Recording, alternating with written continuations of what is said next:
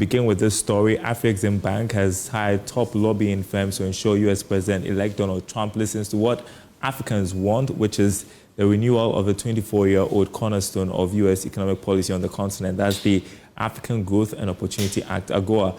There are concerns that the Trump win will threaten investments in Africa.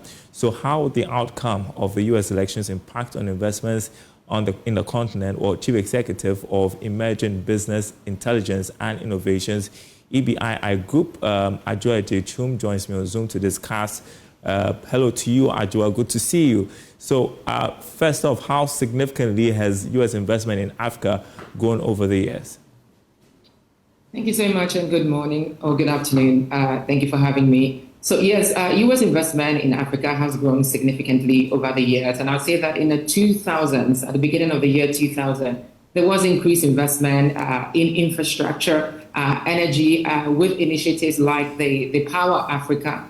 And then when we hit 2010, around that time, there was more around the strategic shift towards private sector investment. And so we had initiatives like the Prosper Africa, which emphasized more on investment in technology, finance and agriculture across the continent of Africa.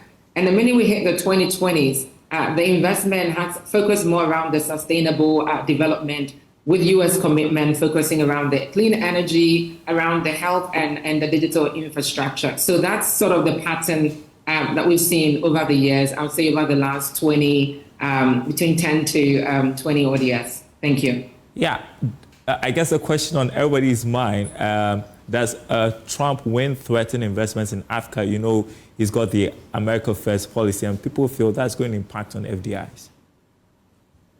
I mean, that's a good question, and that's a good point. To some extent, there will be some impact. And of course, the America First, what that means is there is more opportunity now for renegotiation of relationship with the U.S. around trade. But also, America First means that a lot of the agreement that Trump's government is going to go into is going to be focusing on mutually beneficial trade relationship, which is, to some extent, is also very good for Africa, because it is a time where Africa then completely moves from aid to trade. And I think this will emphasize that, because there's been a lot of conversation about Africa moving from aid to trade. And yes, there has been a lot of progress in that direction. But I do believe that the Trump government will focus more around that, the strategic business relationship or trade relationship that is mutually beneficial for both the continent of Africa and for the U.S. And so that's where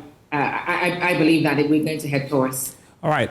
So when we started the bulletin, I just mentioned that the EBII Group Corp, according to Africa Report, is lobbying, it's hired lobbyists actually for AGOA, which is supposed to be renewed next year. Your thoughts on this move? Yeah. So first of all, again, I believe that Trump's government, it's not going to be a bad thing for the continent of Africa. And the reason why I say that is, when he came into power 4 years ago, they started, so the initiatives like the Prosper Africa, initiatives like the DFC is a Trump government initiative. And these are organizations that they've been set up to focus on investing in Africa. And then, of course, we have the Power Africa, which was an Obama initiative. But Trump did not stop the Power Africa initiative when he came into government. He actually sponsored it, and they expanded electricity access across the continent. And of course, we come to AGOA. Now, AGOA, again, when Trump came into power, he did not stop AGOA. He continued with AGOA. So I can only imagine that it will continue.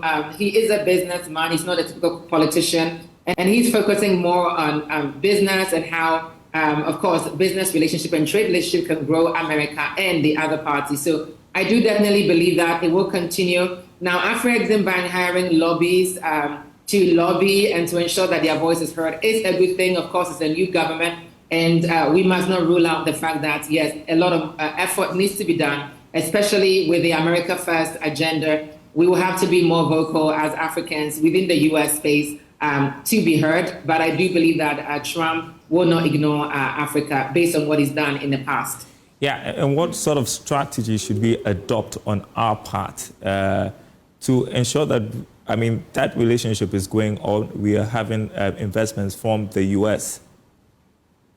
Yeah, so I do believe that, yes, we have to be more vocal, but also in terms of how we are presented as Africans, and that comes back to my usual conversations around risk management, ensuring that we are doing the right things, all the different risks, the political risk and financial crime risk, and all the different risks that you can think about that makes U.S. investors hesitant.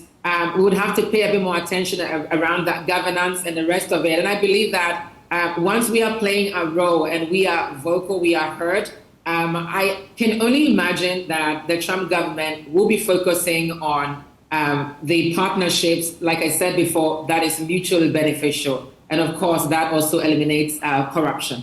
Yeah, anything else Africa can do to make us more attractive for investments? I think we are sort of on the right path. We've got the AFCFTA, we've got organizations like the Afreximbank, we've got so many things happening on the continent, so we are on the right path. I will encourage the Africans to keep at it, and of course, a lot more focus around minimizing the risk perception.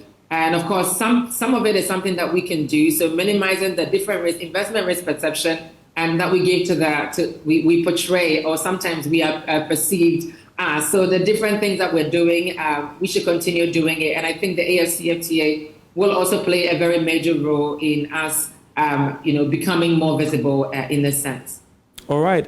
Thank you so much for joining us. Adjoa Adjei-Twum, she's Chief Executive of EBII Group. I appreciate your time. We'll talk sometime soon, Adjoa. Thank you. I'm headquartered now in Washington, D.C., so I'm here. Thank you. Join us all the way from the U.S. Appreciate it. All right. Thank you so much. Bye-bye. Well, Bye.